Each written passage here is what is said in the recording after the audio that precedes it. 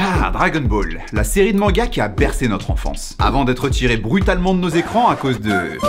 Mais qui n'a jamais essayé de faire un Kamehameha ou de se transformer en Super Saiyan? Et faute d'avoir réussi, je vous propose de découvrir ce que c'est que la vraie puissance d'un Kamehameha si on se le prenait de plein fouet. Est-ce que ça nous pulvériserait? Quels seraient les dommages collatéraux? Est-ce qu'on aurait même le temps de s'en apercevoir avant de se le prendre en pleine tête? C'est ce que je vous propose de découvrir dans ce nouvel épisode de Science versus Pop Culture. Se prendre un Kamehameha, ça fait quoi? Madid sur la poire fendue, j'espère que vous allez bien et que vous êtes prêts pour de nouvelles connaissances. C'est parti. Tout animé confondu, le Kamehameha est sans doute l'attaque la plus iconique de tous les temps. Et impossible de rester de marbre, ne serait-ce que lorsqu'on entend les deux premières syllabes.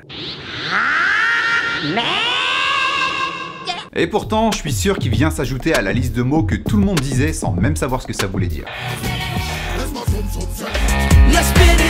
Mais bon, dans ce cas-ci, on peut quand même être content que nos amis du Club Dorothée nous aient épargné la traduction. Et ouais, parce qu'il y a une vraie signification derrière ce mot, et c'est vague destructrice de la tortue. Ok, en français ça fait beaucoup moins classe, et pourtant ils ont quand même trouvé le moyen de le traduire en quelque chose d'encore plus ridicule. Lumière infinie! Arrête les conneries, arrête les conneries.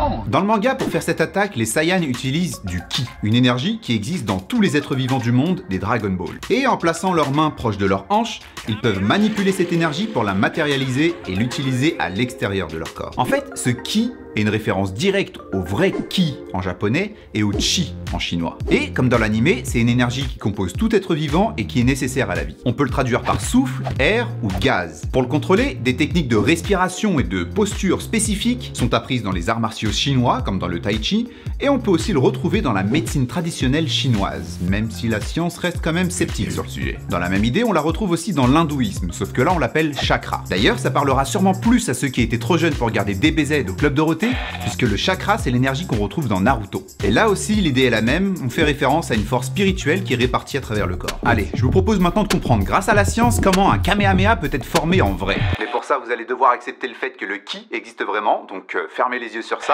Mais pour le reste vous allez voir que Dragon Ball était pas loin de la réalité avec leur Kamehameha. Dans l'animé, on peut les voir placer leurs mains l'une proche de l'autre pour faire leur attaque. Ensuite, l'énergie commence à se former, ce qui donne l'impression qu'elle vient un peu de nulle part. Sauf que bien que ce soit invisible, il y a bien quelque chose entre ses mains. De l'air.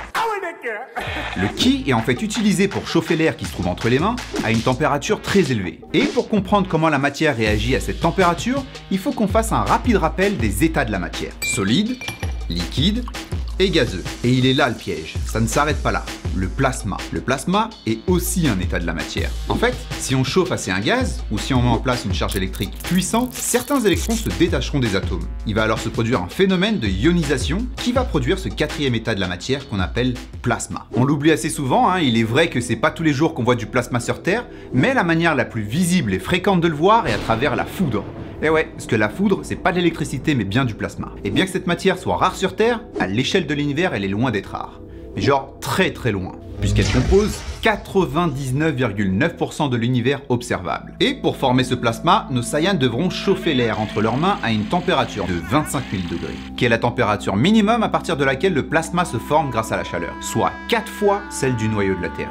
À cette température, on peut alors avoir quelque chose de similaire au Kamehameha, puisque le plasma ressemble à une sorte de liquide dans lequel on trouvera des noyaux d'atomes et des électrons libres. Très chaud et électrique donc, tout comme on peut le voir sur l'énergie qui se dégage des Super Saiyans. Alors maintenant qu'on sait à quoi ressemblerait un Kamehameha en vrai, essayons de voir de plus près sa puissance. Et là, forcément, ça dépend de la puissance de celui qui la forme. Dans Dragon Ball, on sait qu'il y a une classification des personnages en fonction de leur puissance, qui est détectée grâce à cette technologie, et qui permet d'évaluer la force de la personne qui est visée avec. Ce qui va nous aider pour estimer l'écart de force qu'il y a entre les Saiyans. Dans l'animé, un humain moyen a une force de 5. Sangoku enfant, qui réussit à détruire une voiture en apprenant à faire un Kamehameha pour la première fois, avait une force de 10, donc seulement 2 fois plus qu'un humain. Tortue Géniale, lui, a été capable d'exploser un navire de guerre avec un niveau 100, et un niveau de 180 quand il a réussi à annihiler la Lune. Pour détruire la Lune, comme il l'a fait, il faudrait développer une force de